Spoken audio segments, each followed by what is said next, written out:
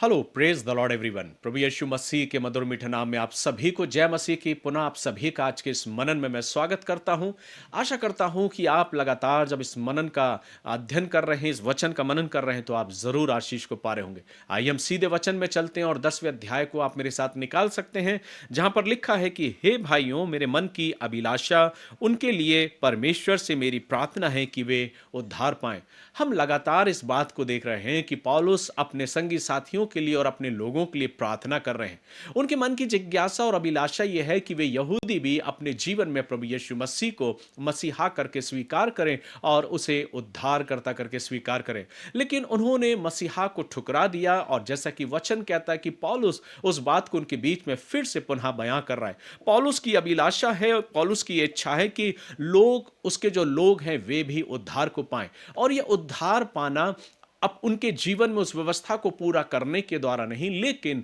जैसा कि वचन स्पष्ट कहता है कि जो अंगीकार करेगा, जो विश्वास करेगा, वो उद्धार को पाएगा। और उद्धार पाना मसीहा पर विश्वास करने के द्वारा। पौलुस उसी का जिक्र करते हुए आगे लिखते हैं, क्योंकि मैं उनकी गवाही देता हूं कि उनको परमेश्वर के लिए धुन रहती है। पौलुस ये नहीं कह रहे कि उन्हें परमेश्वर से प्रेम नहीं, परमेश्वर के प्रति वो समर्पित नहीं, लेकिन वो कहते हैं कि उन्हें परमेश्वर के प्रति धुन है, परंतु बुद्धिमानी के साथ नहीं, क्योंकि वे परमेश्वर की धार्मिकता से अनजान होकर अपनी धार्मिकता स्थापित करने का यत्न करने करके परमेश्वर की धार्मिकता के अधीन ना हुए। सो मेरे प्रियो, जब आप इस वचन को पढ़ेंगे तो यहां हमें देखने को मिलता है कि पौलुस इस बात को बयां कर रहे हैं कि उद्धार पाना सिर्फ मसीह पर विश्वास करने के द्वारा है, कि वो मसीहा जिसने मेरे और आपके जीवन के लिए अपने आप को बलिदान किया। उद्धार का मार्ग बहुत ही सरल और सहज है, लेकिन कई बार हम उसे बहुत ही कठिनतम मार्ग की ओर ले जाते हैं। प्रभु ने तो मार्ग बहुत सरल और सहज बताया। यीशु मसीह ने कहा, मार्ग, सत्य और जीवन मैं ही हूं। जैसा कि हम वचन को पढ़ते, मनन करते हैं, तो हम इस बात को पाते हैं कि पौलुस भी इस बात को कह रहे हैं। पौलुस इस बात को बयां कर रहे हैं। वो कहते हैं कि जो यहूदी लोग हैं, वे अपने जीवन में व्यवस्था के प्रति अपने उस जिज्ञासा को अधिक रखते हुए, उन नियमों को ज्यादा मानते हुए अपने जीवन को जीने का प्रयास करके ये प्रयास कर रहे हैं कि वो धार्मिकता का जीवन जी रहे। लेकिन वास्तविकता क्या है? हम ना भूलें कि जब प्रभु यीशु मसीह मंदिर में गए थे, तो उन्होंने हर एक कबूतर बेचने वाले और तमाम सभी उन पशु पक्षियों को बेचने वालों को मंदिर से बाहर कर दिया था और उनको फटकारा था, उन्हें डांट लगाई थी कि तुमने मेरे पिता के घर को डाकुओं की खो बना दी। इसके पीछे एक उद्देश्य था, एक संदेश था, वो ये कि अब इस मंदिर में और कोई बलिदान की आवश्यकता नहीं, क्योंकि स्वयं वो मेमना जो जगत के पाप को उठाने के लिए संसार में आया था, जो स्वयं प्रभु यीशु मसीह था, अब और कोई क्रियाकलाप करने की आवश्यकता नहीं, अब और कुछ बलिदान चढ़ाने की जरूरत नहीं, सिर्फ और सिर्फ विश्वास करने की जरूरत। पौलुस वही तो बयां कर रहा है, बार बार यहां जिक्र कर रहा है, क्योंकि पुराने समय से व्यवस्था दिए जाने के बाद लगातार इन लोगों ने, जो यहूदी लोग हैं, जो प्रभु के चुने हुए लोग हैं, जिनको प्रभु ने अपनी संतान करके ठहराया था, जिस पर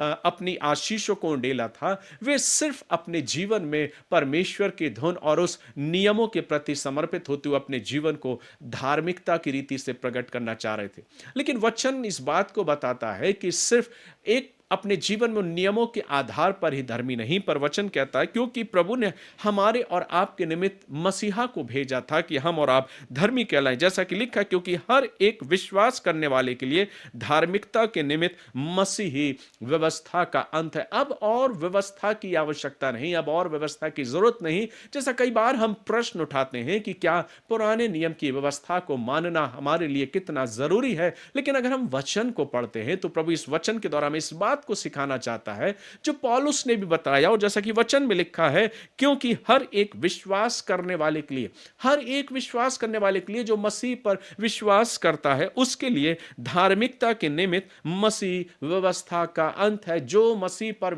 मसीह पर विश्वास कर लेता है, अब और कोई व्यवस्था उस पर लागू नहीं होती, क्योंकि वो अपने जीवन में प्रभु के उस अनुग्रह के द्वारा, उस लहू के द्वारा बचा लिया गया है और अपने जीवन में प्रभु की आशीष को पाता है। सो पौलुस इस बात को बयां कर रहे हैं कि जिस उद्धार के मार्ग को प्रभु ने स्वयं अपने जीवन को बलिदान करके दे दिया है, अब और कोई कठिन काम करने की जरूरत नहीं।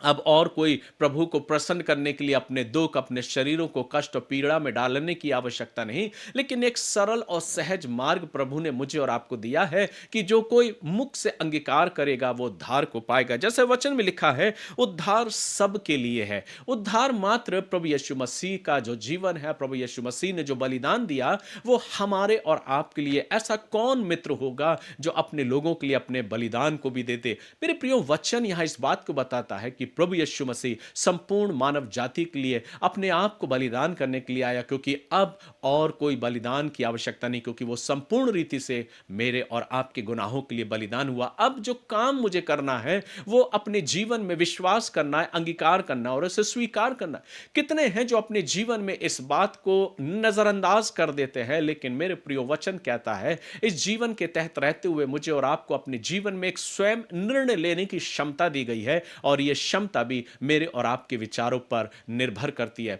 और इसलिए जब वचन को हम पढ़ते हैं तो पौलुस कहता है, क्योंकि मूसा ने यह लिखा कि जो मनुष्य उस धार्मिकता पर जो व्यवस्था से चलता है वह उसी में जीवित रहेगा, परंतु जो धार्मिकता विश्वास से है वह यूं कहती है, तू अपने मन में यह ना कहना कि स्वर्ग पर कौन चढ़ेगा अर्थात मसीह को उतार लाने के लिए, या अधलोक में कौन उतरेगा अर्थात मसीह को मरे हुओं में से जिलाकर ऊपर लाने के लिए। सो पौलुस यहां पर अपने लोगों को फिर से शिक्षा दे रहा है, चेतावनी दे रहा है, समझाइश दे रहा है कि तुम्हें अपने जीवन में अंगीकार करने की आवश्यकता है, विश्वास लाने की जरूरत है। और इसलिए वो आगे कहते हैं, यह वही विश्वास का वचन है जो हम प्रचार करते हैं। पौलुस बड़ी गंभीरता के साथ, दृढ़ता के साथ उस वचन का प्रचार करते हुए आगे कहते हैं कि यदि तू अपने मुंह से यीशु को प्रभु करके जानकर अंगीकार करे और अपने मन से विश्वास करे कि परमेश्वर ने उसे मरे हुओं में से जिलाया, तो तू निश्चय उद्धार पाएगा। पौलुस अपनी पत्री के माध्यम से अपने लोगों तक इस संदेश को पहुंचाने का प्रयास कर रहे हैं, और वो कहते हैं कि यदि तू मुंह से अंगीकार कर ले और मन में विश्वास करे कि परमेश्वर ने उसे मरे हुओं में से जीवित किया है, तो मात्र इतना ही विश्वास कर लेने से मैं और आप उस उद्धार को अपने जीवन में प्राप्त कर लेते हैं। सो मार्ग, जो उद्धार का मार्ग है मेरे प्रियो, वो बहुत ही सरल और सहज है, लेकिन उस उद्धार के मार्ग तक ले जाने के लिए जिस मसीहा ने अपने आप को बलिदान किया, वो मार्ग एक बहुत ही कठिन मार्ग था, जिसमें होके प्रभु ने अपने आप को, अपने जीवन को बलिदान किया, ताकि मैं और आप उसके बलिदान के द्वारा उस उद्धार को प्राप्त करने वाले हो सके और उस आशीष के संभागी हों। आगे वचन कहता है, क्योंकि धार्मिकता के लिए मन से विश्वास किया जाता है और उद्धार के लिए मुंह से अंगीकार किया जाता है। तो धार्मिकता के लिए पौलुस यहां कह रहे हैं कि धार्मिकता के लिए मन से विश्वास किया जाना। अगर हम धार्मिकता का जीवन व्यतीत करना चाहते हैं तो प्रभु कहता है कि धार्मिकता मेरे कामों के द्वारा नहीं, पर मेरे मन के विश्वास करने के द्वारा है, जो मुझे किया जाना है। और उद्धार के लिए मुंह का अंगीकार होना जरूरी है, कि मुंह से मुझे इस बात का अंगीकार किया जाना है कि मसीह ही मेरे लिए मारा गया, मेरे लिए गाड़ा गया और मेरे लिए फिर से जी उठा। क्योंकि पवित्र शास्त्र कहता है, जो कोई उस पर विश्वास करेगा वह लज्जित ना होगा। यशायाह नबी की पुस्तक में आप इस वचन को पढ़ सकते हैं कि जो कोई विश्वास करेगा वह नाश ना होगा या लज्जित ना होगा। और आगे प्रभु का वचन कहता पौलुस के माध्यम से 13वें पद में, क्योंकि जो कोई प्रभु का नाम लेगा वह उद्धार पाएगा। सो जब इस अध्याय को जब आप पढ़ेंगे, 10वें अध्याय को, तो हम इस बात को पाते हैं कि पौलुस की यह जिज्ञासा है कि हर एक का उद्धार हो, हर एक अपने जीवन में उस उद्धार को पाने पाए। यहूदी लोग लगातार अपनी व्यवस्था के अनुसार अपने नियमों को मानने के द्वारा और अपने जीवन में लागू करने के द्वारा वे ये सोच रहे थे कि वे धार्मिकता और उद्धार के जीवन को वो जी रहे हैं, लेकिन वो भूल गए कि प्रारंभ से प्रभु ने एक योजना को निर्धारित किया था कि हम सब के लिए एक मेमने का बलिदान होना स्वाभाविक था, और जो कोई उस पर विश्वास करेगा वे अपने जीवन में उस अनंत जीवन को पाएगा। हम जानते हैं, निर्गमन की पुस्तक में हमने पढ़ा कि किस प्रकार से जब मिस्र की गुलामी से वे निकले तो एक मेमने को बलिदान किया गया, उसके लहू को लगाया, और जिस जिस घर में उस लहू को लगा हुआ देखा, जो दूत था वो उनको छोड़ता गया, लेकिन जहां नहीं रहा वहां पर हम जानते हैं कि कैसे परमेश्वर का कोप आया। ठीक उसी रीति से यहां पर नए नियम में हम पाते हैं पौलुस इस बात को सिखाने का प्रयास कर रहे हैं, और वो कहते हैं कि उसी मसीहा का सुसमाचार हम तुम्हें सुना रहे हैं, जिसके लिए जरूरत है कि तुम अपने मन में विश्वास करो और मुंह से अंगीकार करो, ताकि तुम भी उद्धार को पाने वाले हो सको। तो पौलुस जब इस वचन को लिख रहे हैं, पौलुस जब इस वचन को लोगों तक पहुंचा रहे हैं, तो वो कहने का उनका जो तात्पर्य वो ये है कि हर एक शख्स का उनके प्रिय लोगों का, उनके भाइयों का भी उद्धार हो, क्योंकि पौलुस ने तो उस उद्धार के स्वाद को चख लिया था और वो पहचान गया था, क्योंकि मसीह से उसका आमना-सामना हुआ। और जब मसीह ने कहा,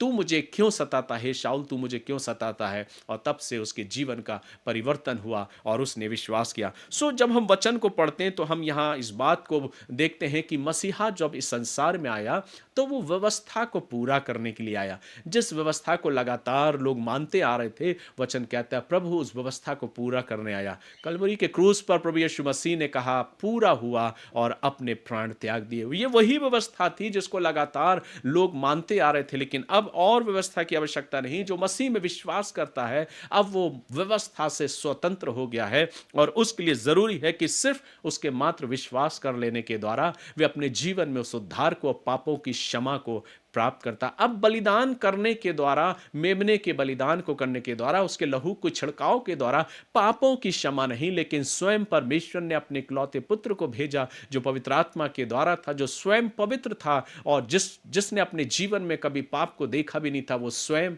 मेरे और आपके लिए पापी बन गया, और उसके लहू बहाए जाने के द्वारा मैं और आप पापों से क्षमा पाते हैं, उद्धार को पाते हैं। जब आगे हम वचन को पढ़ते हैं तो वचन इस बात को सिखाता कि पौलुस इस बात को कहते हैं कि उनके पांव क्या ही सुहावने हैं जो अच्छी बातों का सुसमाचार सुनाते हैं। सो पौलुस अपने लोगों तक इस सुसमाचार को सुनाने के लिए इतने जिज्ञासा के साथ आगे बढ़ रहे हैं, दृढ़ता के साथ आगे बढ़ रहे हैं, और उनका एक ही ध्येय है, और वो ये कि हर एक इंसान का उनके जीवन में उद्धार हो, सब पहचानने पाए उस उद्धारकर्ता मसीही को जिसने अपने आप को संपूर्ण मानव जाति के लिए बलिदान कर दिया। यूहन्ना 3:16 जिस प्रकार से मैं बताता, परमेश्वर ने जगत से ऐसा प्रेम किया कि उसने अपना इकलौता पुत्र दे दिया, ताकि जो कोई उस पर विश्वास करे वो नाश ना हो वरन अनंत जीवन पाए। कितना सहज और सरल मार्ग प्रभु हमें बताता है। और जैसा कि पौलुस यहाँ कहते हैं कि यह उद्धार हर एक शख्स के लिए है, हर एक इंसान के लिए है, और उद्धार पाने के लिए एक शख्स को यह विश्वास करना है कि मेरे जीवन में मसीह मेरे गुनाहों के लिए मारा गया, गाड़ा गया और फिर जी उठा और फिर से वापस आने वाला है। सो मेरे प्रियो, 10वां अध्याय मुझे इस बात को प्रकट करता है, जब पौलुस 10वें अध्याय के द्वारा यहूदियों को और हम सबको इस वचन के द्वारा इस बात को बताने का प्रयास करते हैं कि मैं और आप अपने जीवन में अपने अच्छे कामों के द्वारा उद्धार को या धार्मिकता के जीवन को नहीं, पर अपने जीवन के बदल जाने के द्वारा, अपने मन में विश्वास लाने के द्वारा और मुख से अंगीकार करने के द्वारा उद्धार को हम पाते हैं। आज क्या कुछ नहीं कर रहे हम उद्धार को पाने के लिए, उस मोक्ष को प्राप्त करने के लिए कई बार हम ना जाने कितने कठिनतम मार्गों से होकर गुजरते हैं, लेकिन एक सरलतम मार्ग है जो प्रभु ने मुझको और आपको दिया है। वो जीवित परमेश्वर जो उत्पत्ति की पुस्तक से आज तक हमारे बीच में, हमारे मध्य में है, जिसके विषय में वचन में लिखा है कि वो उत्पत्ति की पुस्तक से लेकर अपने आप को प्रकट करता आया, अपने नाम को व्यक्त करता आया, अपनी महिमा को प्रकट करता है, और स्वयं मेरे और आपके लिए संसार में आ गया। मेरे प्रियो, वो परमेश्वर चाहता कि मैं और आप और कुछ ना करते हुए अपने जीवन में से विश्वास करें और परमेश्वर के उस उद्धार के भागी हो सके। क्या आप तैयार हैं आज जब हम इस वचन का मनन करते हैं, प्रार्थना करते हैं और प्रभु का धन्यवाद करते हैं कि प्रभु हम तेरा धन्यवाद करते हैं कि आपने हमारे जीवन के लिए मसीहा को भेजा, कि वो मेरे गुनाहों के लिए बलिदान हुए, और मैं विश्वास करता हूं कि जब मैं गुनहगार था तब मसीह मेरे लिए मारा गया, गाड़ा गया और जी उठा। मैं यीशु मसीह के मारे जाने के द्वारा और उसके जी उठने पर विश्वास करता हूं, ईमान रखता हूं, और उसके बादलों पर फिर से आने पर विश्वास करता हूं और अपने विश्वास की घोषणा करता हूं और उसी मसीहा के आने की बाट जोता हूं। सो प्रभु आप सभी को आशीष दे, ऐसा अवसर दे कि हम सब प्रभु के अनुग्रह में यूं ही आगे बढ़ते जाएं। God bless you. कल हम फिर मुलाकात करेंगे। जय मसीह की।